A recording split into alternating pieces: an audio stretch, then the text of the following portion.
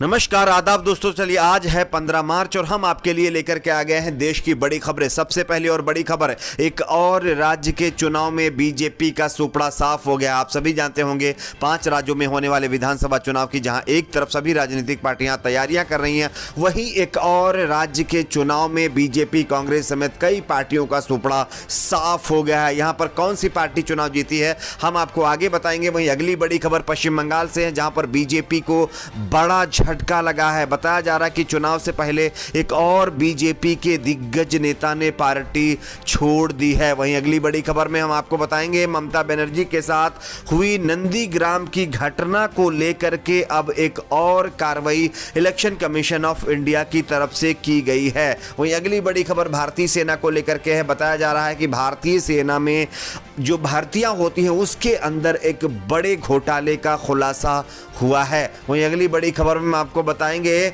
दिल्ली में चल रहे किसान आंदोलन के बाद अब पश्चिम बंगाल में जिस तरह से किसान आंदोलन पहुंचा है उसको लेकर के अब मोदी सरकार के खिलाफ किसानों ने एक बड़ा ऐलान कर दिया है। वहीं अगली बड़ी खबर नीता अंबानी को लेकर के, मुकेश अंबानी की जो पत्नी है नीता अंबानी को लेकर के जो BHU यूनिवर्सिटी है उत्तर प्रदेश की, उसमें उनको एक पद दिया जा रहा है, जिसके बाद लगातार सोशल मीडिया पर लोग जो है बवाल खड़ा कर रहे हैं। अगली बड़ी खबर में आपको बताएंगे योगी आदित्यनाथ की उत्तर प्रदेश सरकार के मंत्री एक बार फिर से उनकी पोल खुल गई है। एक एक करके तमाम बड़ी खबरें आपके सामने रखेंगे। उससे पहले एक छोटी सी रिक्वेस्ट है, इस वीडियो को लाइक करके चैनल को सब्सक्राइब जरूर कर लीजिए। बात करते हैं पहली और बड़ी खबर की। आप सभी को पता होगा इससे पहले राजस्थान हो, पंजाब हो या फिर कोई अन्य राज्य, गुजरात को छोड़ करके सभी राज्यों में लगभग बीजेपी चुनाव हारी है और अब एक और राज्य में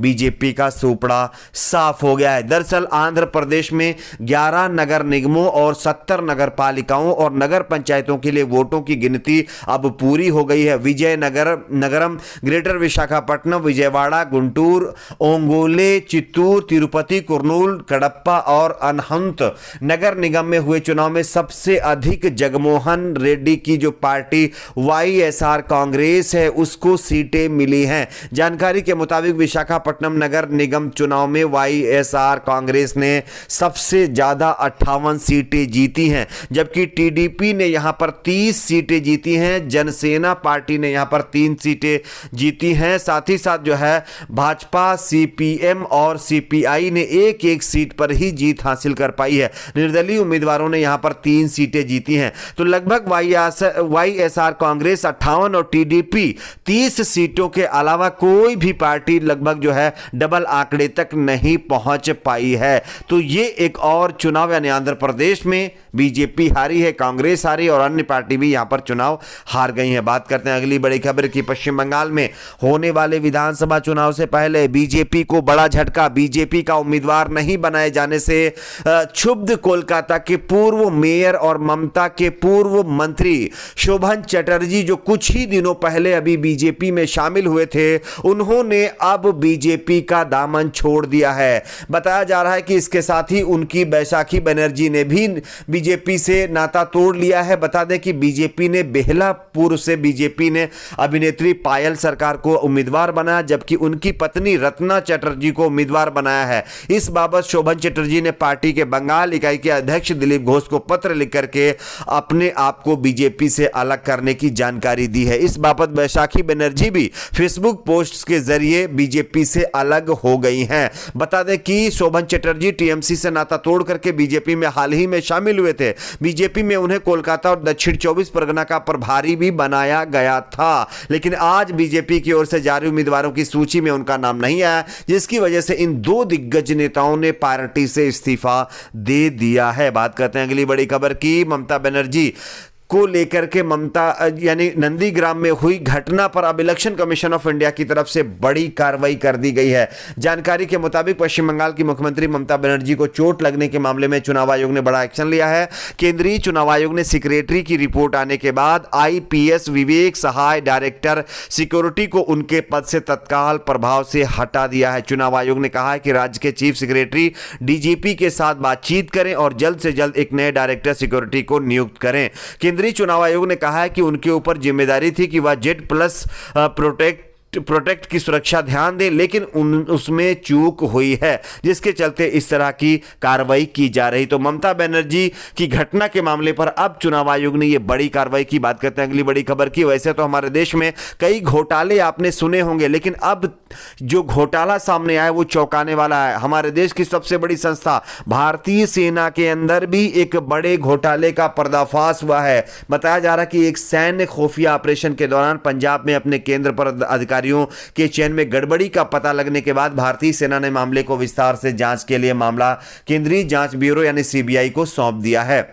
दरअसल आपको बता दें कि सेवा चयन केंद्र यानी एसएससीएस सेवा चयन बोर्ड एसएसबी की परीक्षा कराता है और पंजाब के कपूरथला में जवानों की चयन प्रक्रिया में कथित तौर पर जो धांधली हुई है उसको लेकर के एसएससी पर सवाल उठाए जा रहे हैं। भारतीय सेना ने कहा है कि वह किसी भी प्रकार के भ्रष्टाचार को नजरअंदाज नहीं कर सकती, इसलिए उन्होंने इसकी जांच सीबीआई से कराने का फैसला किया है। सेना के अधिकारियों ने बताया है कि सूत्रों के हवाले से पता चला कि एक जूनियर अधिकारी के खिलाफ चयन प्रक्रिया में धांधली करने की शिकायत मिली थी, जिसके बाद जांच शुरू कर दी गई है। वैसे तो आपने कोयला घोटाला, रेल घोटाला, ना जाने और कितने कितने घोटाले सुने होंगे, लेकिन अब सेना के अंदर भी इस तरह का घोटाला एक चिंता की बात है। बात करते हैं अगली बड़ी खबर की। दिल्ली में चल रहे किसान आंदोलन की आहट अब पश्चिम बंगाल में पहुंच गई है। आप सभी को पता होगा कि दिल्ली में डेरा डाले किसान अब पश्चिम बंगाल में डेरा डाल चुके हैं। किसान नेता राकेश टिकैत ने एक बड़ा बयान दे दिया है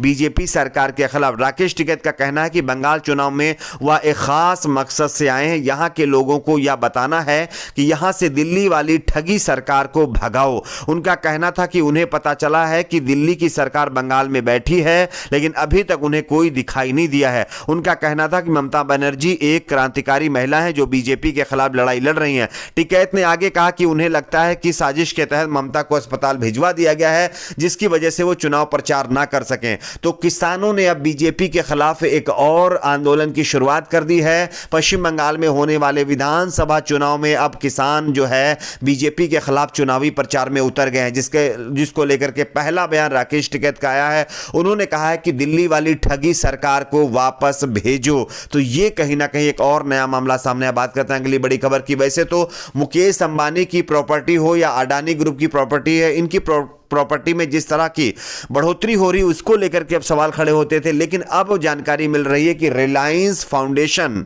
की चेयरपर्सन और देश के बड़े उद्योगपति मुकेश अंबानी की पत्नी नीता अंबानी को बीएचयू यानी कि बनारस हिंदू यूनिवर्सिटी में प्रोफेसर बनाने का प्रस्ताव भेज दिया गया है। दरअसल जानकारी के मुताबिक बीएचयू ने वाराणसी और पूर्वी उत्तर प्रदेश के इलाकों की महिलाओं को सशक्त और समृद्ध बनाने के लिए एक विशेष प्रस्ताव तैयार किया। रिपोर्ट के मुताबिक बीएचयू के सोशल साइंस डिपार्टमेंट में स्थापित महिला अध्ययन और विकास केंद्र की ओर से नीता अंबानी को यह प्रस्ताव भेजा गया है। यानी कि मुकेश अंबानी की पत्नी नीता अंबानी अब बीएचयू में प्रोफेसर बन सकती हैं। बात करते हैं अगली बड़ी खबर की। उत्तर प्रदेश में योगी आदित्यनाथ सरकार है, लेकिन उनके सरकार में जो मंत्री हैं वो इस तरह के कारनामे कर रहे हैं जिसको देखकर आप शायद हैरान हो जाएंगे। आपको हम एक वीडियो दिखा रहे हैं, आप इस वीडियो को जरा गौर से देखिए। बताया जा रहा है कि उत्तर प्रदेश के मंत्री जो कि मौर्य जी हैं, इनके सामने बदायूं में एक महिला अपना दुख लेकर के पहुंची थी, लेकिन महिला के दुख सुनने से पहले ही मंत्री जी ने महिला को किस तरह से डांटा है आप वीडियो में देख सकते हैं। और ये हैं योगी आदित्यनाथ जी की यानी सरकार में मंत्री, और बदायूं से जो है ये मंत्री हैं, मंत्री स्वामी प्रसाद मौर्य एक कार्यक्रम में पहुंचे थे। वहां एक युवती, एक महिला अपने दर्द को उनके सामने बयां कर रही थी, जिसके चलते उनको मंत्री जी ने फटकार लगा दी। इस वीडियो को वायरल होने के बाद लगातार मंत्री जी की लोग आलोचना कर रहे हैं और योगी आदित्यनाथ सरकार पर सवाल खड़े कर रहे हैं। आपकी अपनी इस पर क्या राय है नीचे कमेंट बॉक्स में बताइए। वीडियो को लाइक, शेयर, चैनल को सब्सक्राइब जरूर करें।